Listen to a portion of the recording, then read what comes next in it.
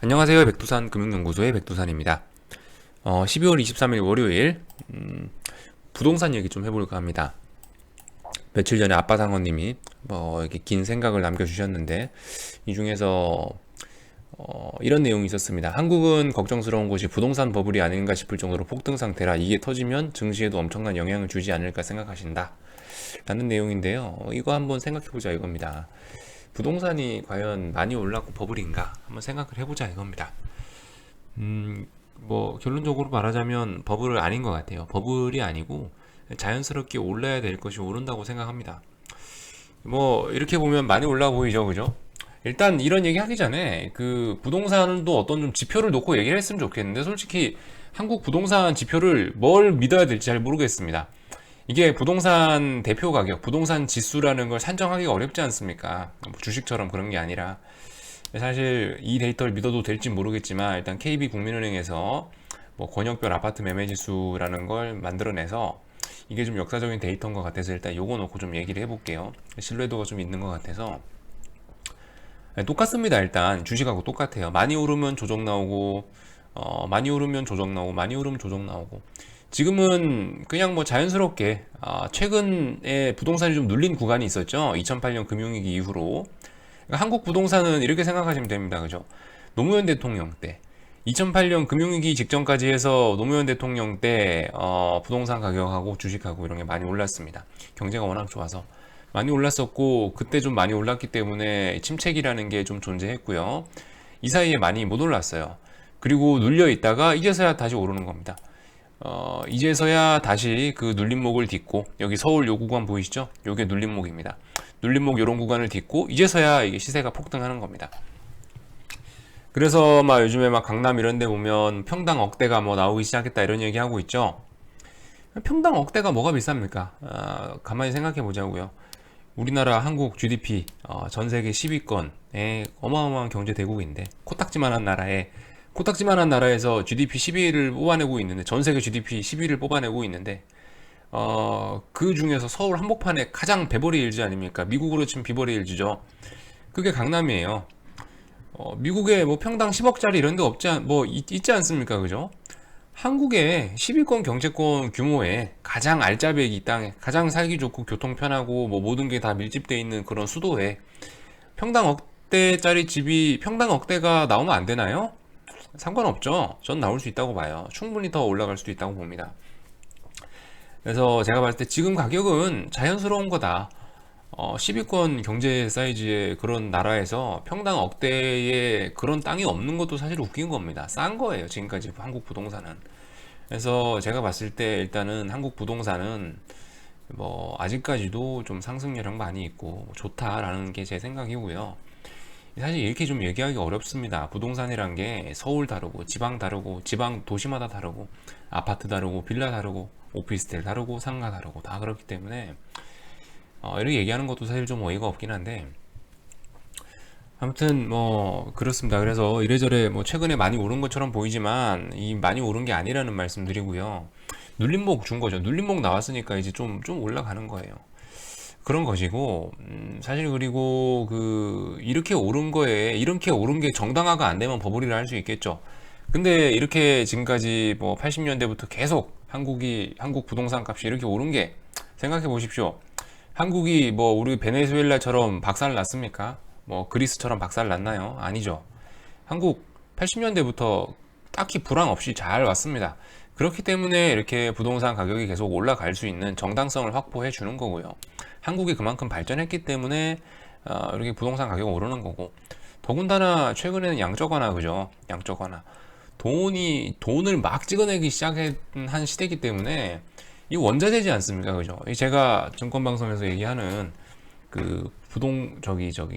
원유, 구리, 금, 은 이런 거하고 똑같은 원자재예요. 원자재 그죠? 아파트, 부동산 원자재입니다. 원자재의 값은 돈의 가치가 떨어지면 올라가게 돼 있어요. 돈의 가치는 지금 지속적으로 계속 떨어지고 있습니다.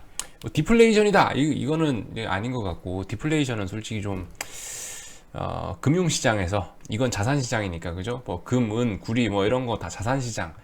실물 경기가 아니고 이제 금융 경기 이쪽 시장은 솔직히 계속 이제 돈의 가치가 떨어지는 상황이라서 실물 경기는 좀 디플레이션 끼가 있지만은 자산 시장은 계속 그 유동성이 많아지기 때문에 양적 완화로 양적 완화로 풀린 돈이 부동산으로 가는 거예요. 자산 시장, 자산 시장. 그렇기 때문에 이거 이렇게 오른 거 한국 경제가 올랐고 양적 완화로 돈이 많아졌다라는 걸로 충분히 다 정당화가 됩니다. 오를 이유가 있어요. 그렇기 때문에 이거는 뭐 다 어쨌든 설명이 됩니다. 정당화가 돼요. 그래서 딱히 팔아야 될 이유 이런 거는 제가 봤을 때 찾기 어려울 것 같고, 어쨌든 양적 완화의 수혜 이런 걸 다이렉트로 받는 게 부동산, 주식 이런 겁니다. 자산 시장, 자산 시장의 팽창 앞으로 계속 될 겁니다. 그래서 어쨌든 뭐 단기적으로는 많이 올랐다라고 생각될 수 있어요. 그렇지만 단기적으로 많이 올랐다고 반드시 빠지는 거 아니다라는 점을 좀 주목하셔야 될 것 같고요. 지금 요 데이터에서 또 하나 알아볼 수 있는 거, 여러분들 이 한국 언론들과 이 우리 생각을 좀 바꿔야 됩니다. 뭐냐면은 한국 부동산이 다 오르는 게 아니에요. 보시면은 최근에 많이 오르는 건 뭐냐면 강남의 고가의 아파트들, 강남의 비싼 아파트들이 더 많이 오르고 있는 거지. 이 전국적으로 보면은 지방 중에서는 오히려 집값 내려가는 데도 있습니다, 여러분들. 제가 대전 살아서 그런 케이스들을 좀 많이 볼 수가 있어요. 지금 부동산이 핫한 거는 강남과 서울에 일부 뭐 잘 나가는 동네가 굉장히 좀 많이 이 눌림목 구간 때문에, 눌림목 줬던 것 때문에 시세가 좀 분출하고 있는 과정이라 좀 요즘에 많이 오르고 있는 거지. 다른 곳은 조용합니다. 사실 다른 곳은 조용해요. 물론 지방에 잘 나가는 동네들이 있습니다. 예를 들면 뭐 대구 수성구, 황금동 뭐 이런 데 있고요. 하여튼 뭐 그런 동네, 뭐 천안의 불당동 그런 데 있지 않습니까? 그런 데 있죠. 하지만 어쨌든 그런 건 특이한 케이스고, 어쨌든 전반적으로 봤을 때 강남 아파트만 지금 이제 좀 대세적으로 좀 많이 오르고 있다라는 게 요즘 상승의 특징입니다. 정부에서도 그거를 알고 그래서 얼마 전에 내놓은 부동산 대책이 주로 강남에 포커스죠. 뭐 9억, 10억짜리 이상 집을 살 때는 대출 안 해주겠다라는 식으로 규제했지 않습니까? 그게 이제 보면은 그게 해당되는 게 강남 아파트밖에 없으니까 그거 조지겠다고 지금 그 규제를 내놓은 겁니다. 잘 생각하셔야 될 게, 요즘에 좀 많이 오르고 있는 게 강남 부동산일 뿐이다라는 거, 강남의 아파트, 서울의 일부 아파트들이 많이 오르고 있다라는 것을, 그거를 좀 아셔야 될 것 같고요. 다른 지역은 좀 조용합니다. 다른 지역은 조용해요. 다른 지역은 조용한 편이라서 좀 부동산의 과열 이런 걸 느낄 수는 없는 것 같고요. 심리적으로도 그런 것 같아요. 지금 사람들이 아직 뭐, 야, 이거 버블 아니냐, 이런 버블 아닙니다. 사람들이 야, 이거 버블이 걱정된다 그러면 여러분들 그땐 절대 버블이 아니니까 걱정하지 마세요. 여러분들이 야, 이거 정말 많이 오른 것 같은데 싶으면은 그거는 버블이 아닙니다. 여러분들도 많이 올랐는데도 불구하고 이제 어느 순간 저도 정주를 놓고 야, 이거 매수해야 된다라고 정신이 나갈 때가 있어요. 그럴 때가 버블인 거지, 요즘같이 이게 버블이냐 아니냐 이런 거를 의심하고 여러분들이 생각할 때는, 돌다리를 자꾸 두드려 볼 때는 그때는 버블이 아닐 가능성이 굉장히 높습니다. 그래서 뭐 어쨌든 이런저런 얘기를 했는데요. 버블 아닌 것 같다. 강남 부동산은 더 오를 것 같다라는 거고요. 그리고 이 버블이 생기려면 여러분들 기본적으로 대출이 있어야 됩니다. 자기 능력이 안 되는 사람들이 대출을 엄청나게 껴서 대출을 일으켜서 사고 해서 그 대출이 자산 가격을 올리면은 그게 버블이 돼서 터져서 박살나는 건데요. 강남의 부동산이 그나마 어떤 버블의 조짐이 보이자마자 정부에서 뭐 9억 이상 아파트, 뭐 9억 이상 부동산에 대해서 대출 규제해버렸죠. 대출을 규제하면은 가격이 올라가고 버블이 안 생기는 겁니다. 그 가격이 오르더라도요, 현금 박치기로 해서 산 거는 걱정이 없는 매물이에요. 그런 건 신경 안 쓰셔도 됩니다. 솔직히 정부에서 이번에 규제를 했는데요. 규제했음에도 불구하고 강남 아파트는 당분간 더 올라갈 겁니다. 시중의 유동성이 워낙 많아서 그까지 대출 안 끼고도 충분히 살 수 있어요. 살 수 있는 사람들 많아요. 그래서 뭐 어쨌든 강남 부동산은 이번 대책으로도 쉽게 잡히지는 않을 거다. 다만 상승세는 좀 느려질 거다라는 정도의 뭐 생각입니다. 그래서 아무튼 이 정부에서 한편으로 어쨌든 현명한 거예요. 현명하게 한 겁니다. 그러니까 뭐 버블이 안 생기게 대출을 조지면은 버블이 안 생긴다라는 걸 어느 정도 좀 이해를 하고 있는 것 같아요. 그래서 일단 대출 규제를 했죠.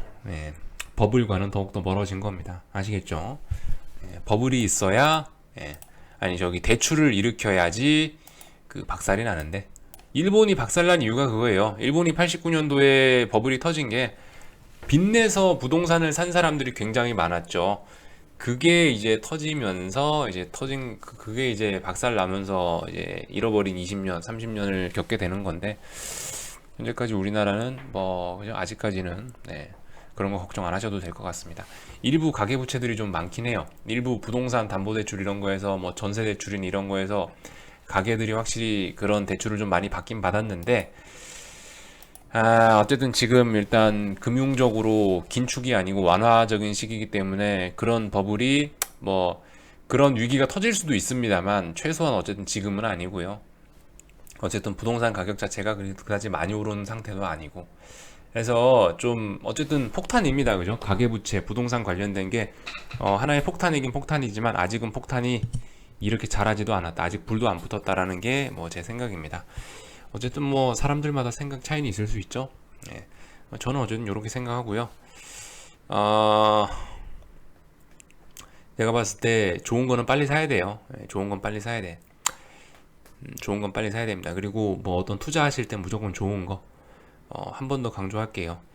삼성전자를 사고 하이닉스를 사야지. 뭐 나는 삼성전자 하이닉스 말고 다른 거 할란다. 예, 안 오릅니다.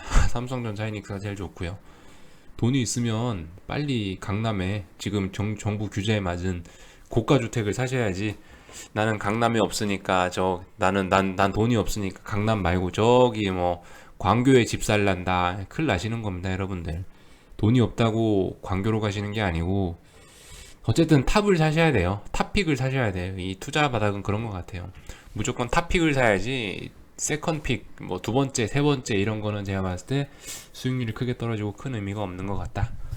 뭐 이 정도 얘기하고 마치도록 하겠습니다. 궁금한 거는 질문 리플로 남겨주세요.